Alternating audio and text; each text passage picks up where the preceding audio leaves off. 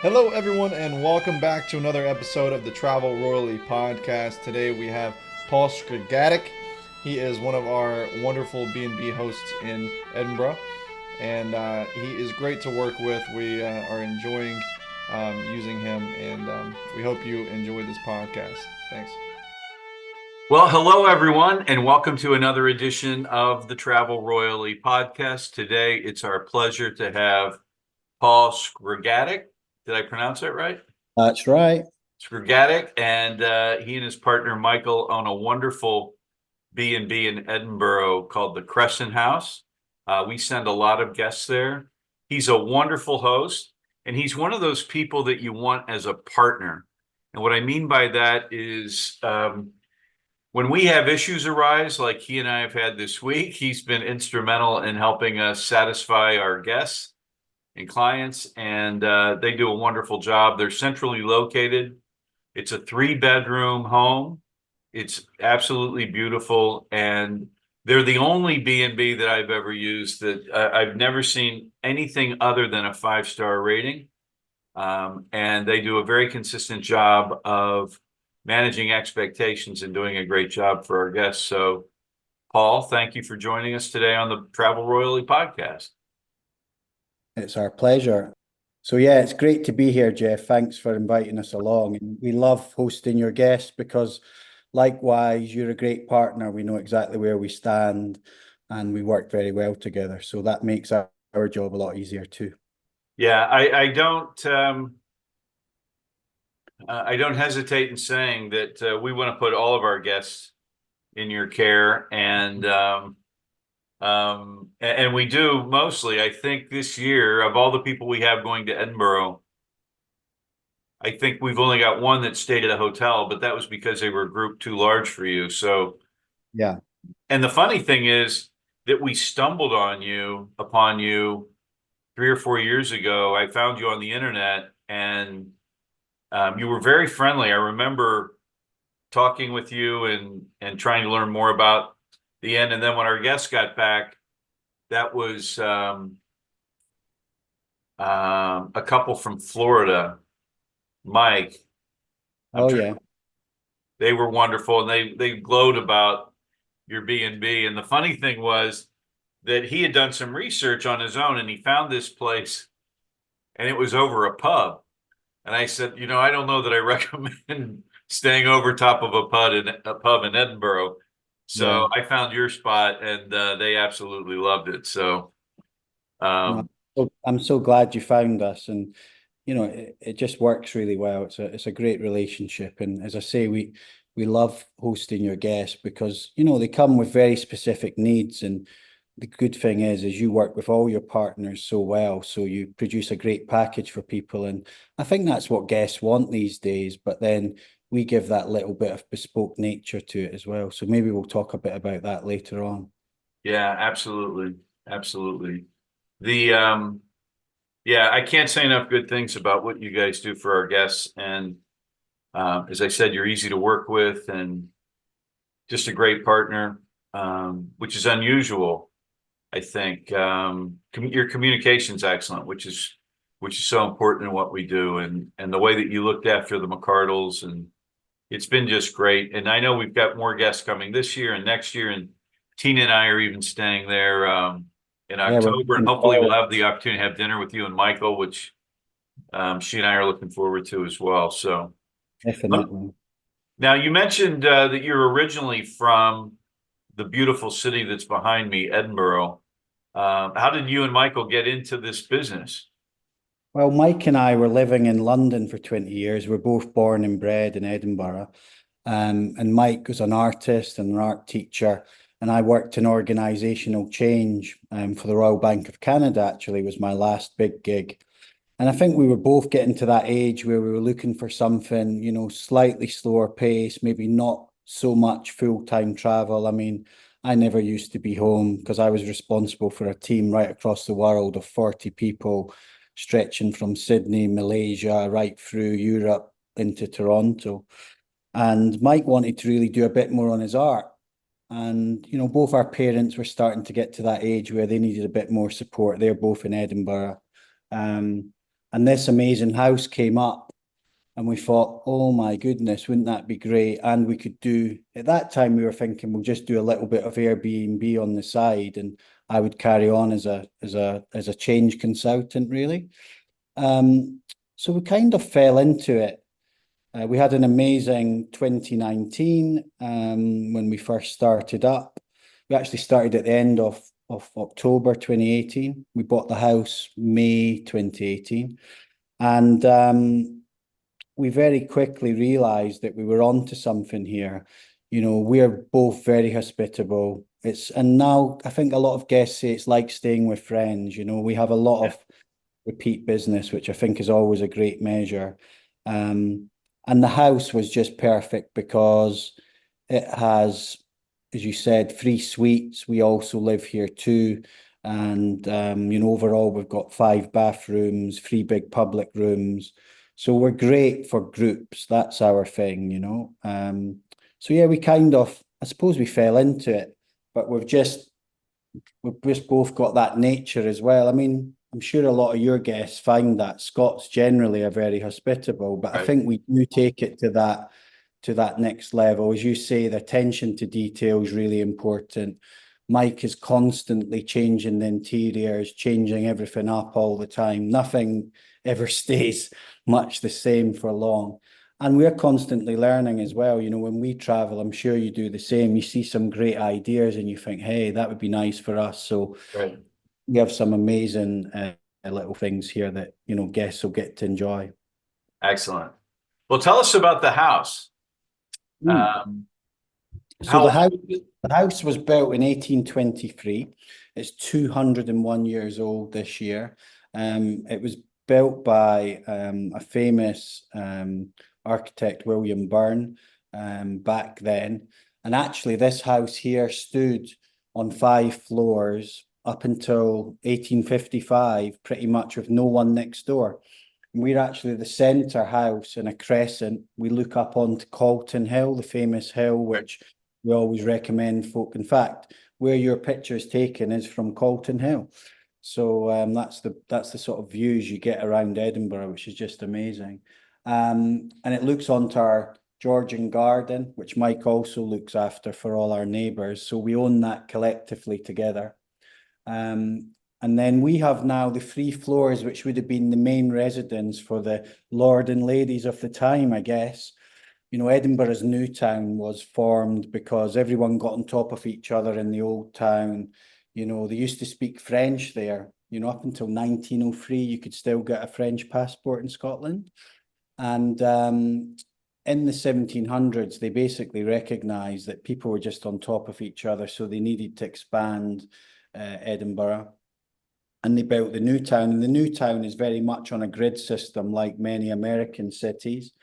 Although we don't say George and Queen, how you guys talk about, we'll say on the corner of George Street. But in August, when all the guests are here and over the summer, we sometimes slip into that too.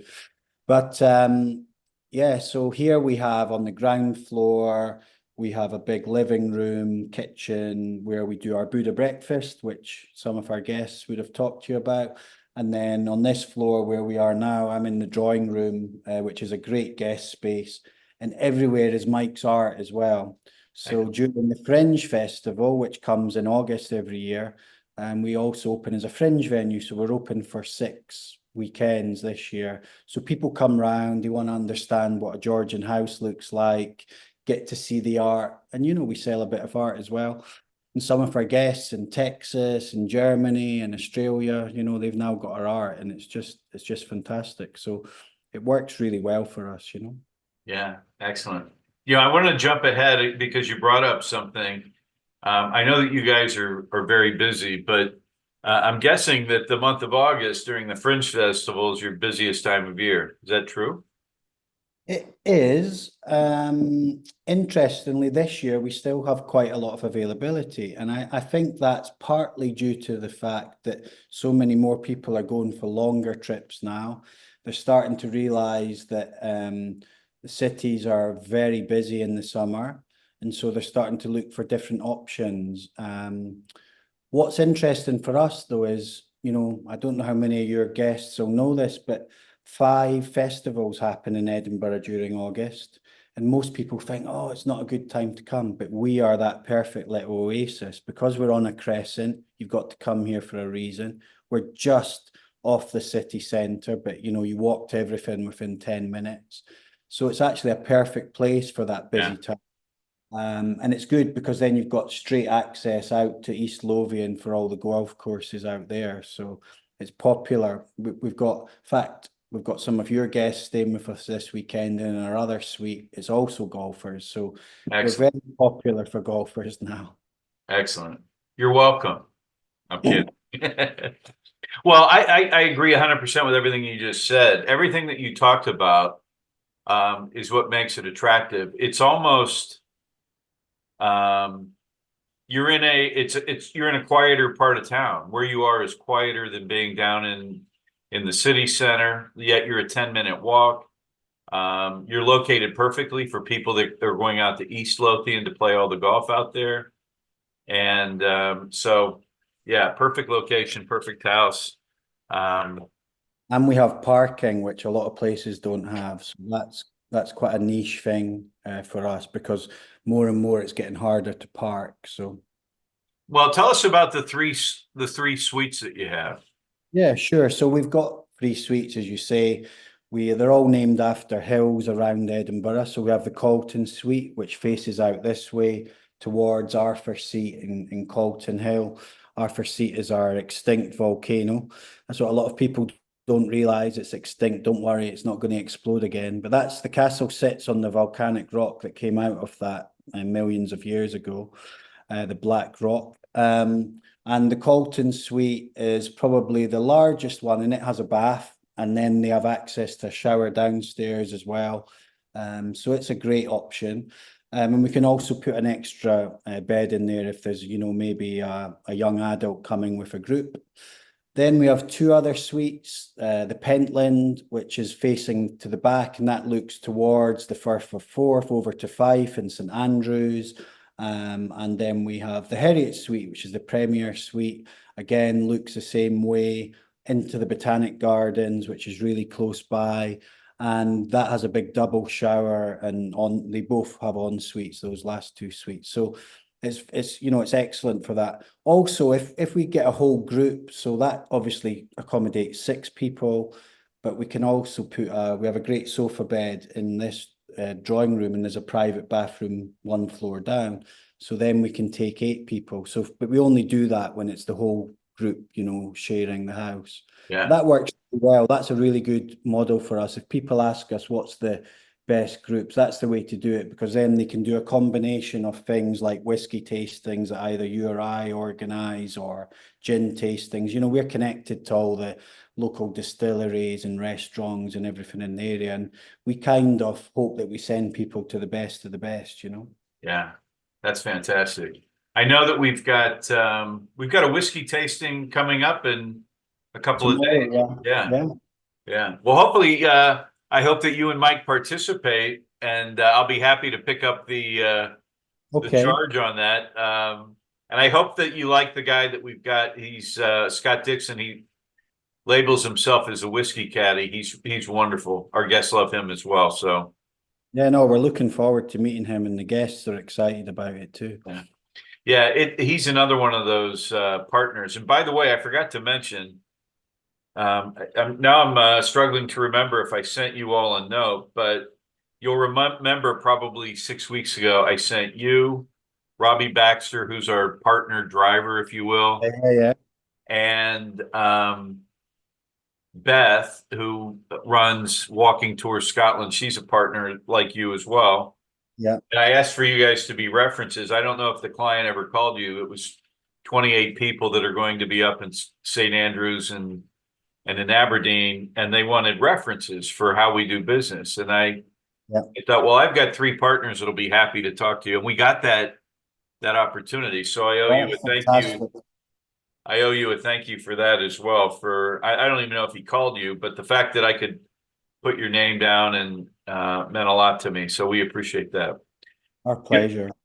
One of the things that sets you apart as well is your willingness to book things for our guests. And typically we do that a lot on our own, but I also know that there are going to be times where, for whatever weather, for whatever reason, like the situation we've got with the McCardles, where they've been delayed 28 hours late, Yeah. or something comes up due to the weather, or someone would rather not do something that we would schedule, you'd be happy to book them into something else.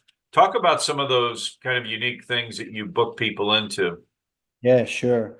I mean, we have some great favorites, and it's kind of hard to choose sometimes. Edinburgh is blessed. You know, so many people think it's this little backwater, but you've got to recognize it's the second biggest tourist destination after London in the UK.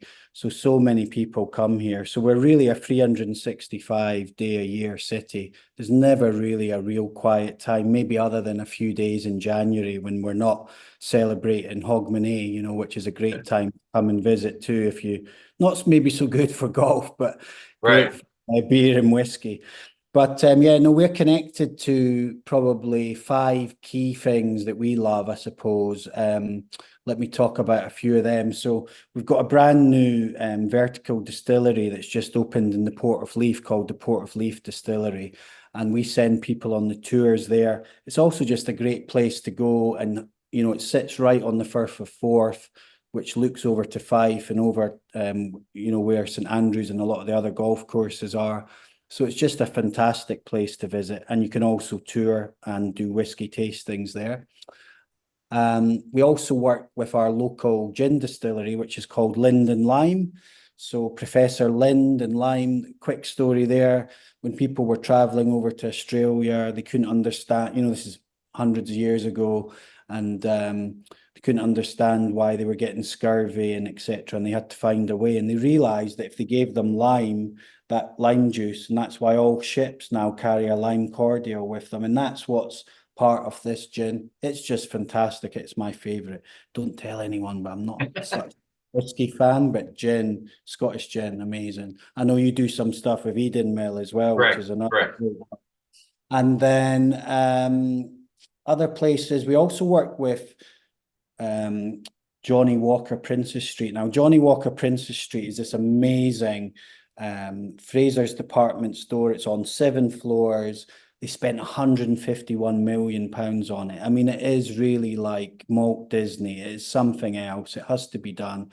You go along, you have a journey of flavour tour, you have RFID tags that get you the best whiskey that you love and cocktails. You have guides and also actors telling you the story of whiskey, how it's made, the history of Diageo and the famous Johnny Walker bottle, why it's shaped different to so many others. So Right. that's a fantastic thing. And it has just the best restaurant, 1820 on the top. It's the 1820 rooftop with fine views of the castle. And then lastly, well, there's 2 last things I have to mention.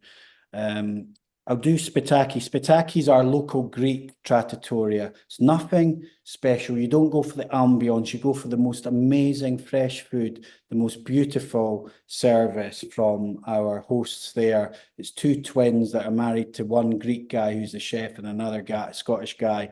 The 4 of them run it together, and it's 2 minutes walk from here. Just about every guest we have goes and stays there. I'm sure you'll get to try it when you're over, Jeff. Yeah. And it's just fantastic. And then our newest thing that we just absolutely adore is the new W Hotel. Now, most people would say, why are you talking about another hotel? We only have 3 suites, so we need to work with partners. And Right. when we have big groups, we send a lot of people there. But they have, if not one of the best restaurants now in Edinburgh called Sushi Samba. Now, Sushi Samba is Brazilian, Peruvian, and Japanese. If you like any of those foods or a mixture, and you don't have to just like seafood or meat, it's got everything. It is just the most splendid night. That's the place for a birthday celebration or something. I think really. that's what you recommended for the 4 of us when we're over to go to. I'm definitely booking that for us. Yeah. Excellent. And the great thing about that is it has a 10th, 11th, and 12th floor. There is no other 10th, 11th, and 12th floor in Edinburgh. So in that picture that you're looking at just now, it actually towers above the top of it. That's the Balmoral, the clock on the Balmoral Hotel. It Right. actually towers up and it looks on another angle over to the castle. So the views on a lovely, clear Edinburgh evening, which kind of your picture's showing, that's a typical picture of a Edinburgh evening in the summer. It's just fantastic. And you see the whole 360 of the city. So it's got to be tried. Excellent. I love that. You mentioned Johnny Walker and that experience that they have, and that's right Yeah. on Princess Street, right? Yeah, so we're on the sort of east side, that's on the west side, so it's opposite the Caledonian Hotel, the big Yeah. Hilton hotel But there. it's not a long walk from you. Oh no, not I mean the whole of Edinburgh, from us right across to the other side to probably the home of golf in Bruntsfield, you're only looking at 40 minutes and you can't walk any further than that. It's a little bit hilly, so sometimes our guests will jump in an Uber or we have lots of options with black cabs and taxis if folk just Right. want to change. Especially if you're golfing a lot, you've been walking all day, so you deserve to take a cab for a restaurant, but you're never traveling very far. I know one of your favourites is Rhubarb out at Right. Prestonfield. The Micardo group went there last night. Oh my God, they adored it. So it's another favourite. It's really hard to choose places. So Right. I think what makes us both unique is that we really want to get to know our guests inside out, understand what makes them tick and what might excite them, and really give them that new experience. Yeah. Well, again, you mentioned the Johnny Walker experience, and one of their primary distilleries is Glenkinchie, That's which is an right. amazing tour as well. They've It got is. probably, well, I would say it's definitely unique. They have a where they have you sample, they have you smell different scents that you would find in the whiskey, and I found that to be fascinating.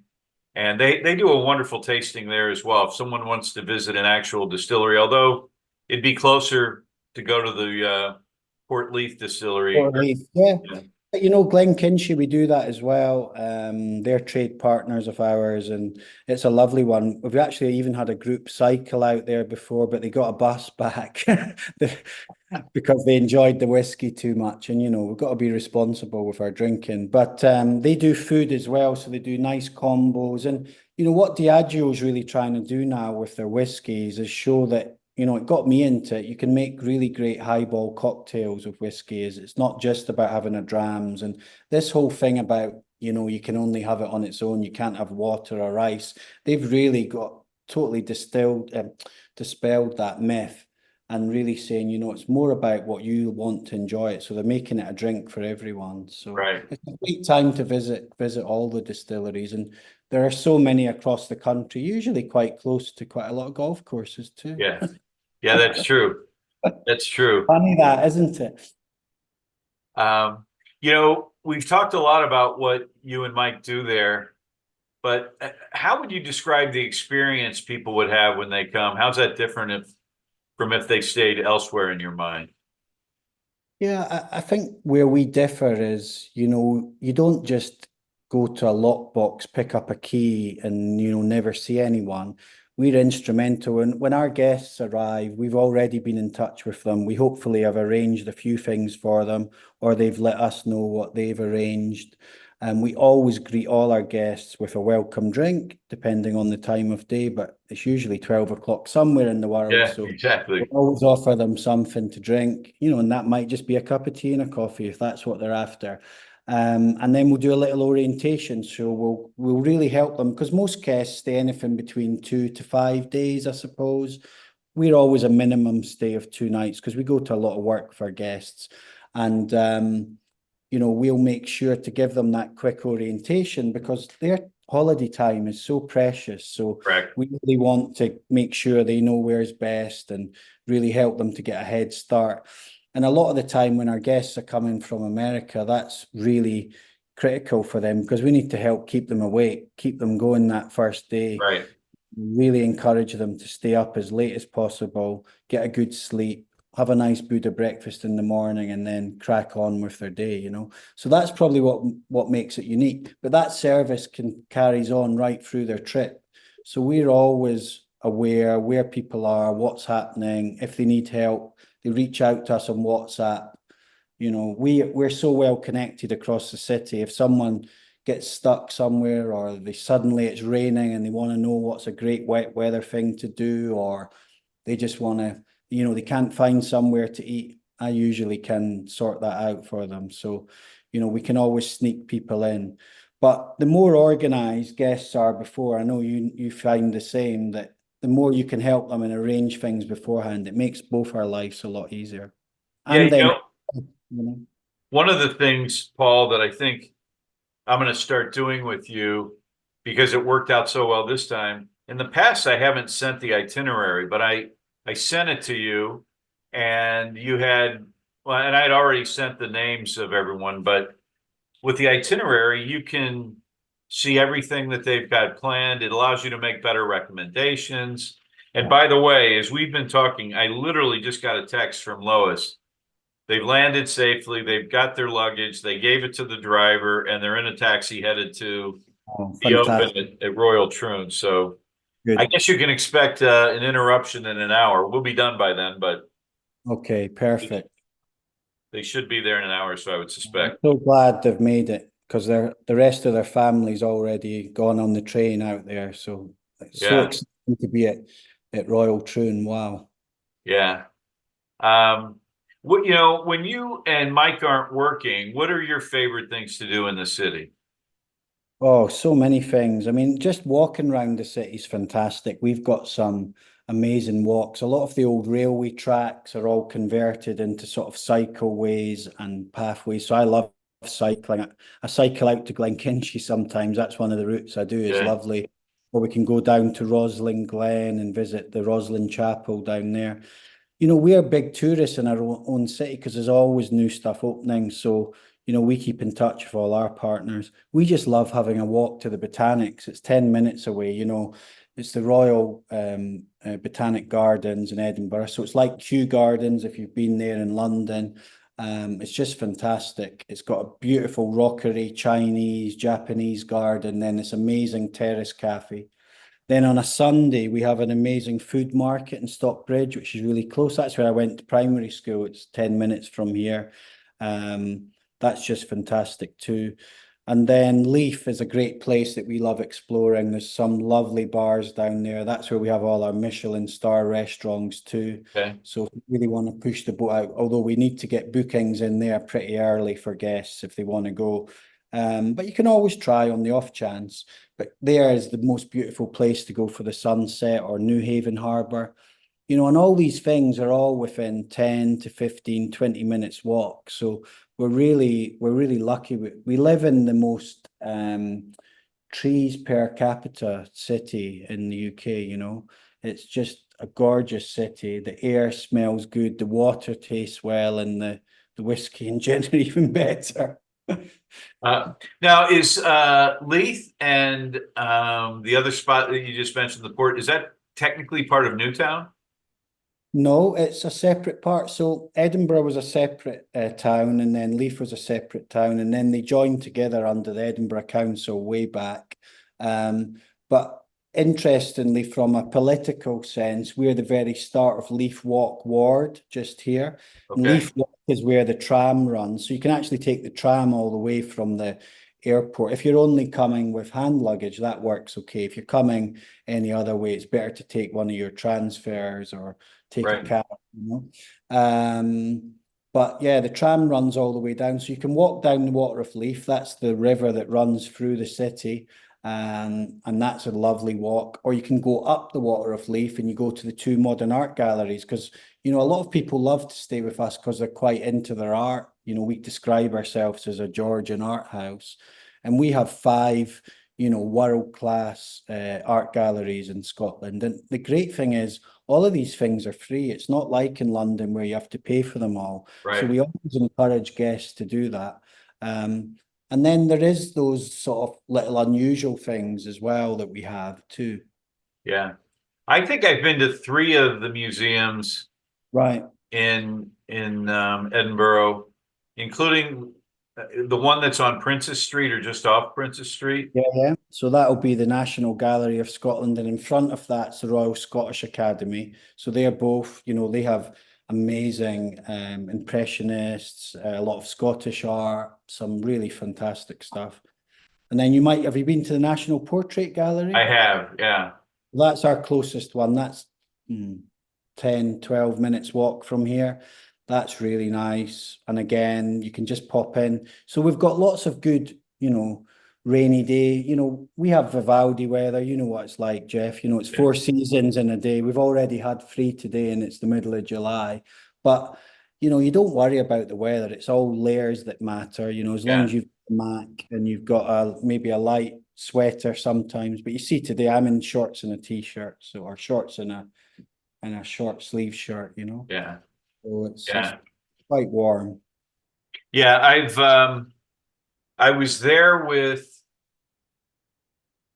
some guys on a golf trip probably 20 years ago, and we had a day off and we were tired of one another's company. Right. So I said, let's split up. You got do whatever you want to do. Right. So I went to 3 museums that day and absolutely loved it. But I try to do that in every city I go to. I like to go to art museums. So, I've been around the world, and I love going to different art museums. And you mentioned Impressionism. That's my favorite Right. style of art. And You definitely need to get to the National Gallery then when you come. You're here in September, aren't you? October. October, yeah. Yeah. Yeah. No, that'd be a good time. And, we've also got an amazing Chambers Street Museum, which is our National Museum of Scotland, which was built around the 1852, around the Great Exhibition, Yeah. from the Prince Albert days. So that's fantastic. That has just a brilliant collection. And just seeing the building in itself, another big thing is the architecture, obviously, of the Georgian houses. I don't know how well, if I can move this round, you can maybe just get a bit of an idea of this room, but it just shows you. There's the out to the gardens. And then, oops, I've lost you a second. No, we've got you. Okay. So just turning around. Yeah, it's a beautiful sitting room. Yeah. This is the drawing room upstairs. So, and then we have our back hug machine here. I don't know if you can see that. So that has 26 robots on it. And then that gives you a deep tissue or a sports massage. So that's something else that's a bit different for us. Yeah, that's kind of unique. Well, a lot of the people that we send over, it's their first time ever being in Scotland or Edinburgh. What would you say are the must-see activities or must-do activities or must-see things in Edinburgh? Again, it very much depends to the individual. So it depends what they really like. If you want royalty, we obviously have the most visited tourist attraction in the UK, which is the Royal Yacht Britannia. So you can visit the Queen's old ship that's down in the Port of Leith. So that's fantastic. And then maybe combine that with a distillery tour of the vertical Port of Leith distillery. If you love castles, obviously you have to visit Edinburgh Castle, but you must book that in advance. It sells out all the time. And the other royal thing is obviously we have the King's official residence. It still seems a bit funny saying that, but yeah, so from the castle down the Royal Mile, at the bottom is the Palace of Holyrood House, which is the King's official residence. So that's another must see. Yeah, it's funny because we've called it the Queen's house, right? Right, that's right. It's the King's official residence. So he comes here in Royal Week, which is usually the first week of July. So he was here actually during election week. So that was quite interesting. And the other things, it just depends what you like. If you want gardens, the botanics for me is always a must see. Our food is fantastic. It just depends what guests are after. But no, I've never heard anyone say, "Oh, I can't find anything to do," Yeah. or "This is a really boring city." There's just so much, and it's constantly changing and evolving. And when you get great weather like what we've got today, just walking around the city is a fantastic thing to do, or enjoy outdoor beer gardens at this time of year. Yeah. Well, I think that there's so much to see and do there, as you said. the castle we haven't talked much about, but you brought it up. Not only is it a wonderful example of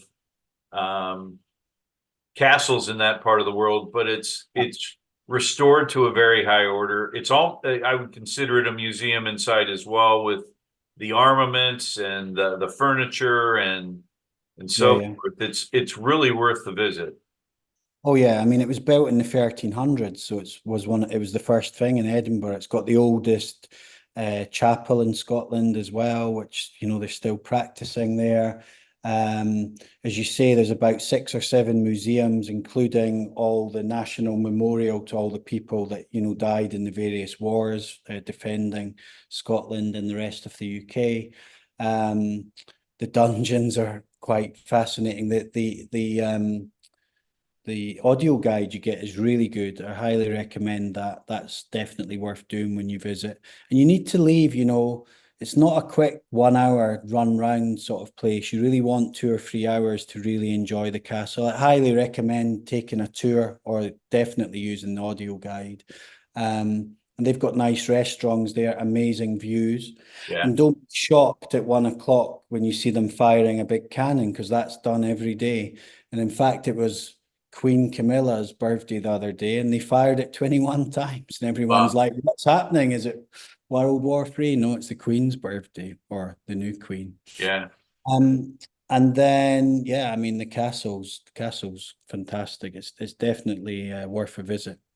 Yeah, the other thing, you were comparing at times during this conversation Edinburgh to London, and London's a massive city. And what I find about Edinburgh is that it's friendlier, less crowded, easier to walk. How far is it from where you are, which is almost where I am in this photograph, up to, how long would it take you to walk up all the way up the Royal Mile to the castle? 20 minutes, maybe? Yeah, 20 minutes, half an hour max. Just depends what speed. And, if you're wandering and looking, and that's the thing, when you're wandering up the Royal Mile, you want to go into some of the little nooks and crannies and the closest, those tiny little narrow streets. That's why they built the new town, because it just got everyone on top of each other. But there's some real little secrets all up there. You've got lovely little gardens, Dunbar Gardens there. A lot of lesser known things as well, and then on the other side of Holyrood Park, there's a great thing to visit, which is the Sheep's Head Inn. Now, the Sheep's Head Inn is the oldest pub in Scotland, and it just sits in the little village of Duddingston on the other side of Holyrood Park, which is where the King's official residence is. And in there is where Bonnie Prince Charlie played Skittles. So you can actually go along, buy a pint, have some lunch. You have to book for lunch. And if there's no one playing Skittles, now this is not like 10-pin bowling in the States where it's all done for you and you just that ball. You have to set them up yourself. But yeah, it's the oldest pub, and Bonnie Prince Charlie used to play there. So it's another great thing to do, something that's really not known by that many people. And then around there's also Duddingston Loch, as I said, and there's a beautiful garden called Dr. Neil's Garden. It's run by volunteers. I don't know if you've been there, Jeff, but I haven't. And it's near Prestonfield, where you've got Prestonfield Golf as well. Excellent. Well, there's plenty to see and do there, that's for sure. That's for sure, yeah. Yeah.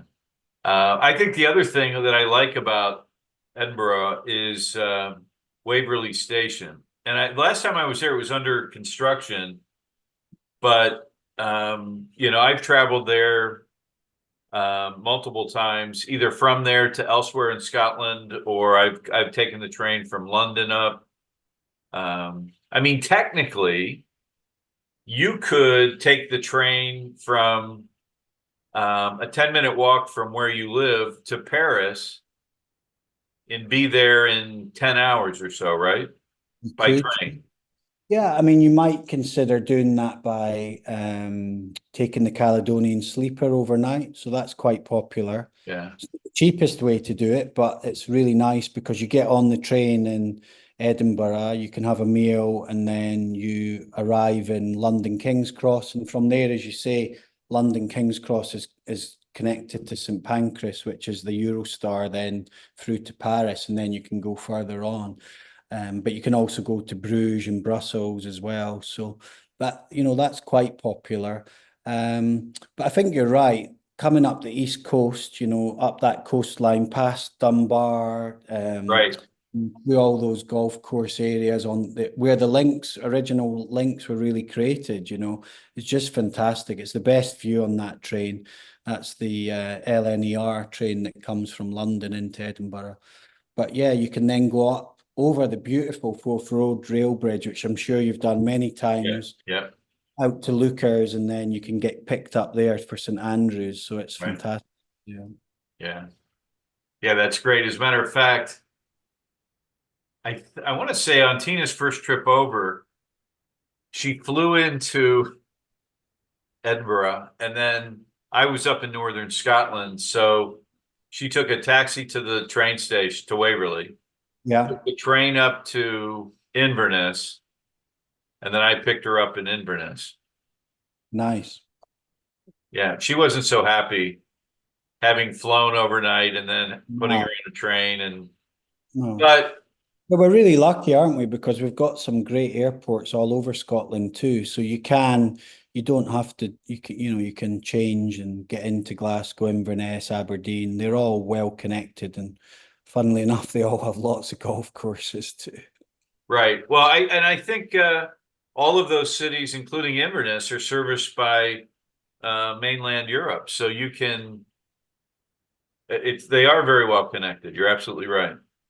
Yeah, so Amsterdam, Charles de Gaulle in Paris, all of those airports, yeah. In fact, we got guests coming via Munich and Frankfurt today. So if you want to get here, you'll find a way. Yeah. Well, you're talking about the McCardles, and they had a hell of a ride getting there. Yeah. Right. But Did you hear? Did you hear let's they didn't get to bed until 4 a.m. and they had to go from Newark into New York City, and yeah. they stayed at a very nice hotel, but I know they would have much rather have been on the plane than staying in New York City for an evening. Yeah, they should have been here enjoying a gin and tonic. But the fi- the thing is as well, we've got so many direct flights now. So we just had JetBlue have started up. I know they're a low cost, but it can be a great option if you've got a big trip ahead of you. And the flights are really getting closer and closer. We've got direct flights in from Chicago Orderly, is it? JFK, IED, what's that? Dulles, Right. Washington. Yeah. And Well, in the summer, you've got direct flights from Atlanta too on Delta. yeah, that's right. Yeah. Yeah. So, Yeah. And they're big hubs for you guys. So you're very well connected now into yeah. Scotland. Yeah. Yeah, we've got some clients who were up in St. Andrews, and they just flew this morning to Shannon on Nice. Ryanair, and their bags didn't make it. Oh, that's a shame. That's very unusual though. I mean, I know that's a big problem in the States, but we've started tagging them as well. You can get these RFID tags now, and it's quite a good way to do it. But the great thing about doing that is it means they'll be able to clear customs before going back into the States. You can do that out of Ireland. So there is a Right. benefit going back that way. Yeah. Well, I think the other thing, we're going to start demanding, I think, if we can, that people get Apple AirTags and put them in their bags because, we just a short story. I'm going to say, where were we? Last year, Tina and I were in England. We went to the Open at Hoy Lake in Oh Liverpool. yeah, lovely. We stayed in Manchester, flew in and out of Manchester, and then rented a car and went down to Cornwall, which is, as you know, spectacular. Yeah, yeah. And then we went to London just to stay at the airport, by the airport, and then we flew to Hamburg to visit her family. Uh-huh. And I had an Apple AirTag in my golf bag, and I shipped it back with a company that does that. There are a couple of companies, Luggage Forward and Shipsticks. And Yeah. so we get home, my golf bag's not back, and I get a notification that they can't find it and that they want a description of the bag. So I give them the description of the bag. I said, you can't miss it. It's bright red. They wanted to know what was inside it. I told them everything that was inside of it. And I said, oh, and it's got an Apple AirTag in it. And they said, can you send us a screenshot of where the bag is? And 2 hours later, the bag was at my door. Amazing. Right? I mean, so, and they're over here, they're $25, and we can buy them and for $25, and they'll put our logo on there. Oh, nice. So anyway, it definitely helps. It just gives you that peace of mind, and it's something when you know where it is, you kind of feel secure again, and you know that it's not completely lost. It's just not got there yet. That's how I look at it. Yeah, the things I travel with are all replaceable. Yeah. I mean, I'm not traveling with, I guess everything other than life is replaceable, right? So Indeed. if they lose my bag, it's not that big of a deal. I can buy some new clothes or, rent some golf clubs while I'm there or whatever. But as long as I get there safely and my friends and family and guests get there safely, that's all that matters. Indeed, it does. So, well, I see that we're coming to the end of our time, Paul, and I think I've asked every question I want to ask, but, I want people to take a look at the photograph behind me, because this isn't a doctored photograph. That's a real photograph of what a sunset looks like where you live and nearby where you live.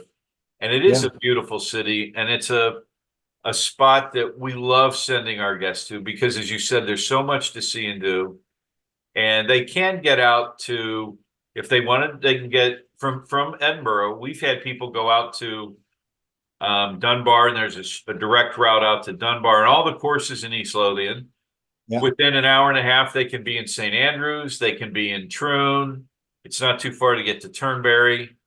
And they can stay in a city with world-class dining and attractions and amenities and a world-class host like you and Mike. So